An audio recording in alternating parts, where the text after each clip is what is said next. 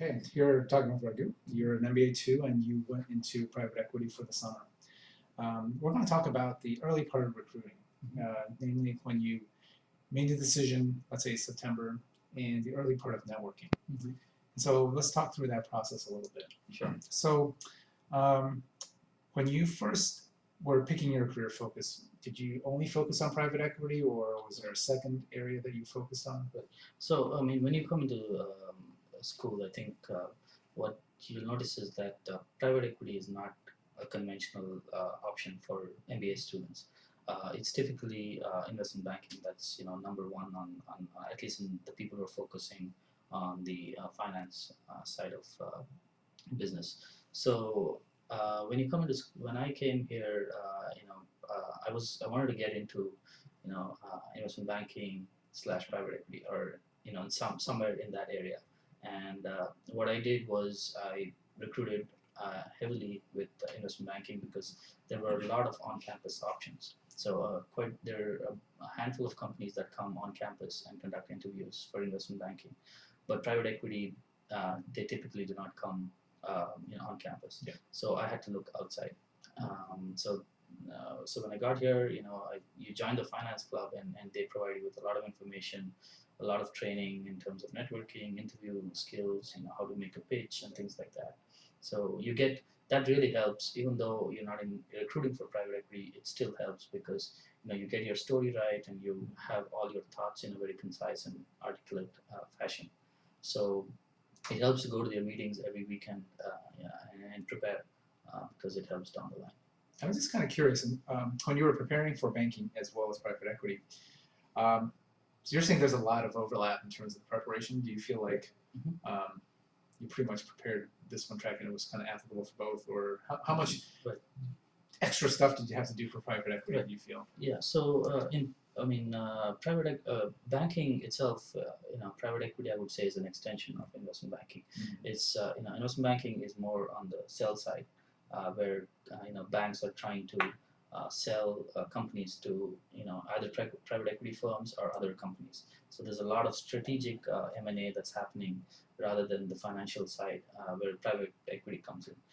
So private equity is on the buy side where they're buying companies and making it private, while investment banks are mostly focusing on strategic M&A or trying to sell companies to other institutional investors or private equity firms. So it's a different ballgame, but the underlying model that's used is usually the same. Different perspectives on the same type Right. of. Yeah. So model. Yeah. when you look at when you prepare for the M&A DCFs and LBOs and so all these models overlap and the fundamentals are pretty much identical. So you get a good, if you prepare for investment banking, it helps you quite a bit for the interviews at private equity firms. Okay. So now, we had talked about private equity is not a on-campus type of recruiting, so therefore you're going to have to go out there and network. Right. Now, I have talked to other students, and they usually look up people in the alumni database. I'm assuming you did that, but it does seem like anybody with a private equity labeled has will get bombarded with emails. And, how were you able to kind of connect with those alumni? Yeah. Well, one thing is the alumni are very open. They you send them an email and you ask them if they want to meet them, or if you're in New York or if you're in San Francisco or Chicago and you want to meet them, it's pretty they're pretty they try to make time for you and meet with you or at least have a conversation on the phone. So in that way, I found it very helpful. We coming into school, we always think if we email someone, what are the chances of them replying? But trust me, the chances are pretty high when you're trying to get in touch with the Michigan alum. So I was pretty skeptical in the beginning, but as I started reaching out, and I felt the response was pretty good, even in a market that's not great. I can only imagine when the market's really doing good and they actually have more suggestions of places I could go and look. It would be much better. But yeah, I think that's a mistake I kind of did in the beginning and then corrected myself, is not reaching out enough to the alumni. So I mean, they not only tell you positions within their company or outside, but they even tell you about networking events, some seminars or forums where you can meet people. That's very helpful. Okay. So so you said you met a few of them in person and talked to someone over the phone. What kind of stuff how did you personally strike up a conversation? What you guys talk about? I think one thing is you got to make a personal connection in some way. When you talk to them for 15 minutes, it has to feel genuine. I think the most important thing was I try to understand the reason I wanted to get into private equity. What are my skills? What are my background? Does it fit well? Or what are the things I've done that would be applicable to this industry? And telling a good story that makes sense and which is honest is very important. And I think that's what they like to hear. Um, so I think having a good preparing for the conversation is always good. Having a few intelligent questions.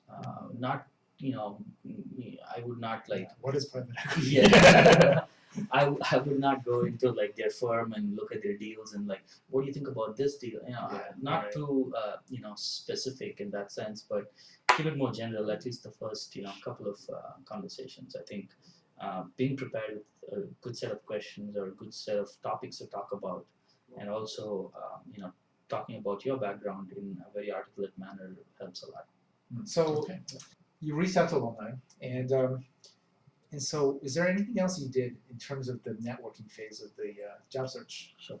Yeah. Another good thing to do is go to. There are a lot of join the private equity club at Ross, and even the entrepreneurship and venture venture club is pretty good.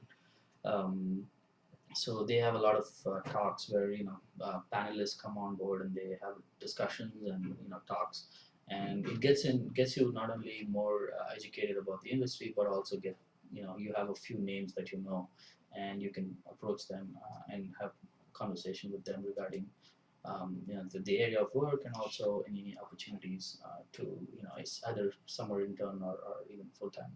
So going to these events is pretty important, and having gone there, trying to reach out to them and talk to them either there or maybe follow up with an email and a phone conversation. That's very helpful.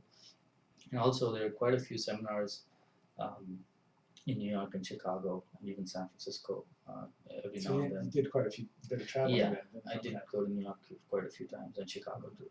So Okay. yeah, yeah. So I mean, the thing is, they don't come here, so you got to reach out.